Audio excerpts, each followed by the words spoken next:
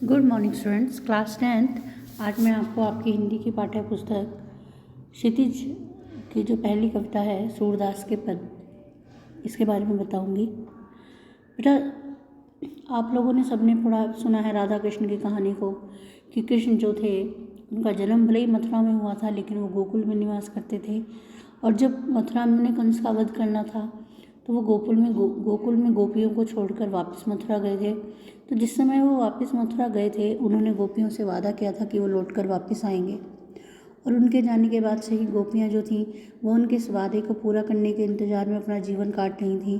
उनको लगता था कृष्ण आएंगे, कृष्ण आएंगे, लेकिन कृष्ण को दिख रहा था वहाँ पर जब कृष्ण जो थे व्यस्त हो गए थे और उन्हें लगा कि वो नहीं जा पाएंगे, तो उन्होंने अपने एक मित्र उद्धव के हाथों एक योग ज्ञान का संदेश लेकर गोपियों के पास भेजा था। वो गोपियों को समझाना चाहते थे कि वो मेरे निर्गुण रूप को माने।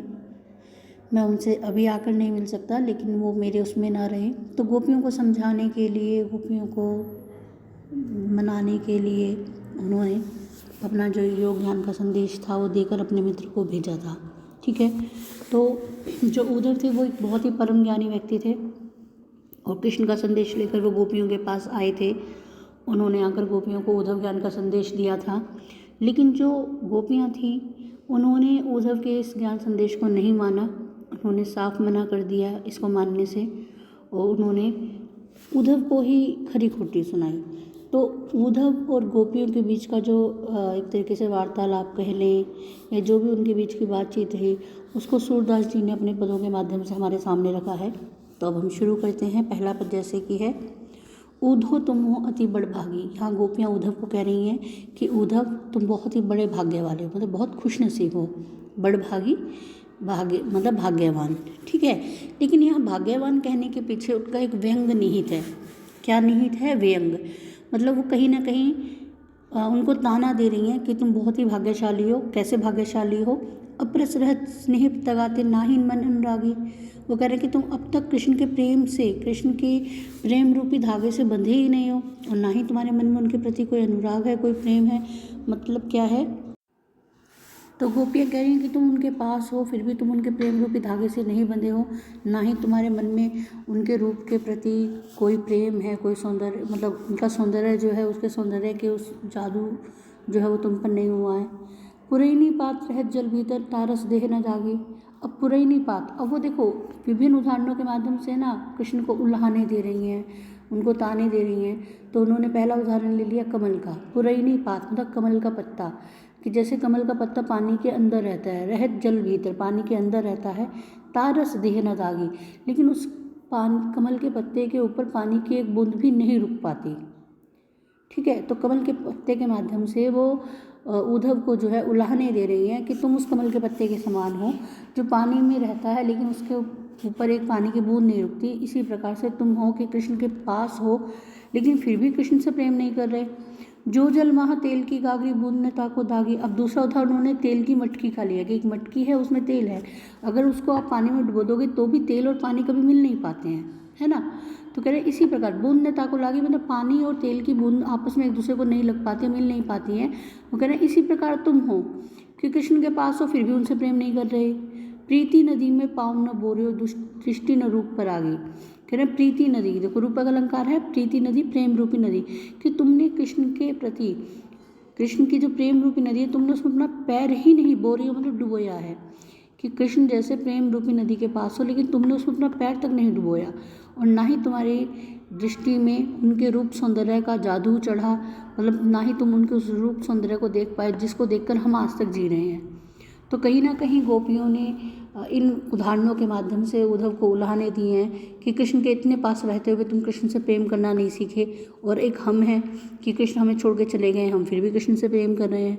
ठीक है, सूरदास अबला हम भोरी, गुर चाटी जो पागी। वो कह रहे हैं कि सूरदास जी कह रहे हैं कि गोपियाँ कहती हैं उद्धव को कि उद्धव हम तो बहुत भोली भाली औरतें हैं, अबला हम भोरी, कि हम बहुत भोली भाली औरतें हैं, गुर चाटी जो पागी, और हम तो कृष्ण से उस प्रकार प्रेम करते हैं जिस प्रकार जो चींटियाँ होती हैं वो गुड़ से चिपक जाती हैं, और वो वहीं गुड़ से लिपटे लिपटे ही अपने प्राण त्याग देती हैं, मतलब उससे छूट नहीं पाती हैं। इसी तरीके से हम उन चींटियों के समान हैं, कृष्ण हमारे लिए उस गुड़ के समान है, हम उनसे बिल्कुल चिपट चुके हैं। अब हम अपने प्राणों को खो देंगे पर उनके प्रेम को नहीं भूल पाएंगे। तो इस तरीके से पहले पद में जो गोपियाँ हैं वो उद्धव को खरी खोटी सुना देती हैं और अपने मन की बात को रख देती हैं। फिर अब वो दूसरे उसमें क्या कह रही हैं, मन की मन ही मांझ रही, कहिए जाई कौन पे उधो ना ही परत कही। अब वो उद्धव को कह रही हैं कि मन की मन ही मांझ रही, कि हमारे मन की जो बात थी वो हमारे मन में ही रह गई है। कहिए जाए कौन पे उधो ना ही परत कही, कि उद्धव अब किसको जाकर बताएं, किसी और को हर बात, मन की बात हर किसी को नहीं बताई जाती, अब तुम ही बताओ कि हम अपने मन की बात को किसे जाकर बताएं। अवधि आधार आस आवन की, देखो अनुप्रास अलंकार का बहुत सुंदर प्रयोग है, अवन की आवृत्ति बार बार हो रही है। अवधि आधार आस आवन की, तन मन विथा सही। वो करें अब तक तो अवधि आधार आस आवन की, कि हमें उनके आने की आशा थी, उम्मीद थी कि वो आएंगे, तन मन विथा सही, और इसीलिए हम शारीरिक रूप से मानसिक रूप से हर प्रकार के कष्ट को सह रहे थे। अब इन योग संदेश ने सुनी विरहिनी विरह दही, कह रही है लेकिन अब ये जो योग संदेश हम कृष्ण का हमारे पास लेकर आए हो, इस योग संदेश ने तो हमारी इस विरह रूपी अग्नि में घी का काम किया है। हमारी विरह रूपी अग्नि जो है और ज़्यादा भड़क गई है और हम इस अग्नि में जल रहे हैं। चाहती हुती गुहारी जित ही थे उत्ते धार भई, वो करी जब अब तक हमारे साथ अगर कहीं कोई अन्याय होता था तो हम कृष्ण के पास जाते थे। चाहती होती कि जहाँ से हम चाहते थे, गुहार जित ही थे कि जहाँ से हमें अभी तक न्याय की उम्मीद थी कि अगर हमारे साथ कुछ गलत होगा तो कृष्ण हमारा न्याय करेंगे, उत्ते ही धार भई, कि अब की बार तो वहीं से हमारे साथ अन्याय हुआ है। मतलब वो कह रहे हैं कि हमें कृष्ण से उम्मीद थी कि कृष्ण हमारी हर मुसीबत का हल है, अगर हमारे साथ कुछ गलत करेगा, कोई अन्याय करेगा तो हम कृष्ण को जाकर कहेंगे, कृष्ण उसको ठीक कर देंगे या हमें न्याय दिलवाएंगे। लेकिन अब की बार तो कृष्ण ने ही हमारे साथ उल्टी धारा बहा दी है, वही हमारे साथ अन्याय कर रहे हैं। सूरदास अब धीर धरें क्या क्यों मर्यादा ने नहीं, वो कह रही हैं, सूरदास कह रहे हैं, गोपियाँ कहती हैं उद्धव को कि हम क्यों धैर्य धारण करें, तुम हमें क्यों आकर ये योग संदेश का पाठ पढ़ा रहे हो, अब हम किस लिए धैर्य को धारण करें। मर्यादा न लही, मर्यादा मतलब मर्यादा, कि जब कृष्ण ने ही प्रेम की मर्यादा को त्याग दिया है, कृष्ण ने ही प्रेम की मर्यादा को छोड़ दिया है, तो अब तुम हमसे धीरज धारण करने के लिए क्यों कह रहे हो। ठीक है, तीसरा पद है हमारे हरि हारिल की लकड़ी। अब यहाँ पर गोपियाँ जो हैं फिर कृष्ण के प्रति अपना प्रेम दिखा रही हैं। वो कह रही हैं हमारे हरि हारिल की लकड़ी, कि हमारे लिए तो हमारे हरि जो कृष्ण हैं वो हारिल पक्षी की लकड़ी, वो है लकड़ी के समान है, कि जैसे हारिल पक्षी होता है वो अपने पंजे में लकड़ी दबा के उड़ता है, तो उसको लगता है कि मेरे उड़ने का आधार ये लकड़ी ही है। इसी तरीके से कह रही हैं कि हम कृष्ण से उसी प्रकार प्रेम करते हैं, हमें लगता है हमारे जीवन का आधार कृष्ण ही है। मन क्रम वचन नंदन उड़, यह दृढ़ करी पकड़ी, कहती है हमने तो हारिल पक्षी के समान उस लकड़ी को ऐसे कस के दृढ़ करके पकड़ लिया है, और मन क्रम वचन से नंदन, हमने अपने हृदय में नंद के पुत्र नंदलाल को, मतलब कृष्ण को अपने मन में समा लिया है, और उसी के सहारे उसी को हमने अपने जीवन में दृढ़ता से पकड़ लिया है, हम उसे नहीं छोड़ सकते। जागत सोवत स्वप्न दिवस निसी, कान झकरी, जागत सोवत जागते हुए सोते हुए, स्वप्न दिवस निसी, कि दिन रात चाहे हम जाग रहे हैं, चाहे सो रहे हैं, चाहे सपने में भी कान झकरी, काना पुकारते रहते हैं। सुनत जोग लागत है ऐसो ज्यों करवी ककरी, कि तुम्हारा ये जो योग संदेश तुम्हारे लेकर आए हो, इसको सुनकर तो ऐसा लगता है जैसे कि करुई मतलब कड़वी, ककड़ी मतलब ककड़ी, कि जैसे ककड़ी खा रहे हैं और एकदम से कड़वी ककड़ी आ जाती है, ना तो हम उसे थूक पा रहे हैं, ना हम उसे निगल पा रहे हैं। तो कह रहे बिल्कुल यही हाल हो गया, तुम्हारे इस योग संदेश ने उस कड़वी ककड़ी के समान है, हमारे मन को कड़वा कर दिया है। सूतो व्याधि हमको ले आए, कि व्याधि मतलब बीमारी, कि तुम तो हमारे लिए ऐसी बीमारी ले आए हो, देखी सुनी न करी, जो ना हमने पहले जिसके बारे में देखा है ना कभी सुना है। यह तो सूर तिन्ही ले सौंपो जिनके मन चक्री, कहते हैं सूरदास जी कह रहे हैं कि ये जो तुम बीमारी लेकर आए हो ना योग संदेश की, ये तो योग संदेश उन्हीं को जाकर सुनाओ जिनके मन चक्री, जिनका मन जो है वो चक्री के समान है, घूमता रहता है, मतलब जिनका मन स्थिर नहीं है, चक्री की तरह घूमता रहता है, ये योग संदेश जो है तुम उनको जाकर सुनाओ, क्योंकि हम तो कृष्ण के प्रेम को अपने अंदर बसा चुके हैं, हम कृष्ण के प्रेम को नहीं छोड़ सकते हैं, और ये जो तुम्हारा योग का संदेश है ये तुम उन लोगों को सुनाओ जो तुम्हारी बातों में आ जाएं।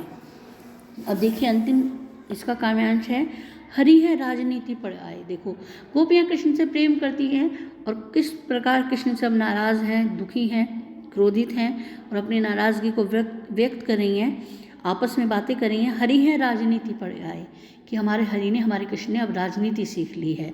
राजनीति, पॉलिटिक्स, कि किस तरीके से पॉलिटिक्स में जो राजनेता होते हैं वो बड़े बड़े वादे करते हैं जनता से, लेकिन बाद में अपने वादों से मुकर जाते हैं।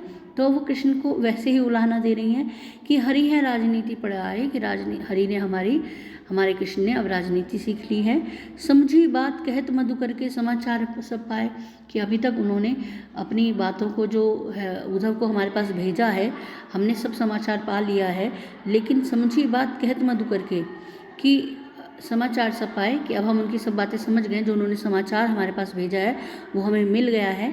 एक अति चतुर होते पहले ही अब गुरु ग्रंथ पढ़ाए, कि एक अति चतुर होते पहले ही, कि एक तो पहले से ही बहुत चालाक थे, चतुर मतलब चालाक थे, अब गुरु ग्रंथ पढ़ाए। और अब ये गुरु ग्रंथ अपना जो ज्ञान है इसको देकर अपने इस मित्र को हमारे पास भेज दिया, ये आया है हमें गुरु ग्रंथ पढ़ाने के लिए। बड़ी बुद्धि जानी जो उनकी जोग संदेश पठाए, कि लगता है उनकी बुद्धि बहुत ज़्यादा बढ़ गई है, बहुत ज्ञान उनके अंदर आ गया है, और इसीलिए इस योग संदेश के पाठ को पढ़ाने के लिए अपने इस मित्र को हमारे पास भेज दिया है। उधो भले लोग आगे के पर हित डोलत धाय। अब फिर उद्धव को बेचारे को चुप करा रही हैं अपनी वाणी के माध्यम से, अपनी वाक्पटुता से, अपनी बातचीत में जो निपुण होने की उनकी कला है।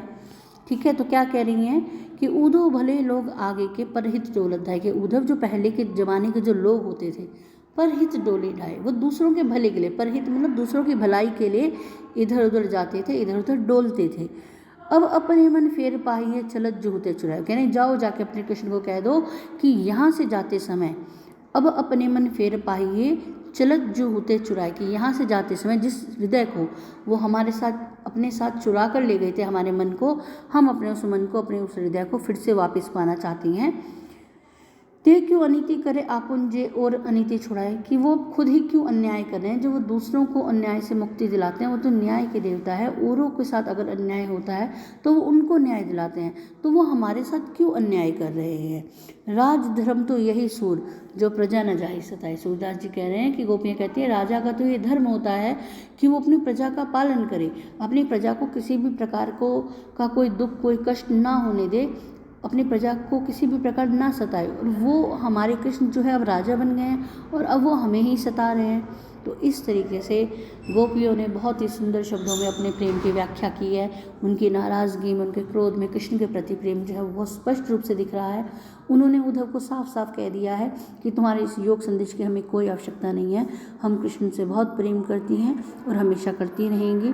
और अपने प्रेम को बहुत ही सुंदर शब्दों में उन्होंने स्पष्ट किया है। इसी के साथ हमारी कविता पूरी होती है।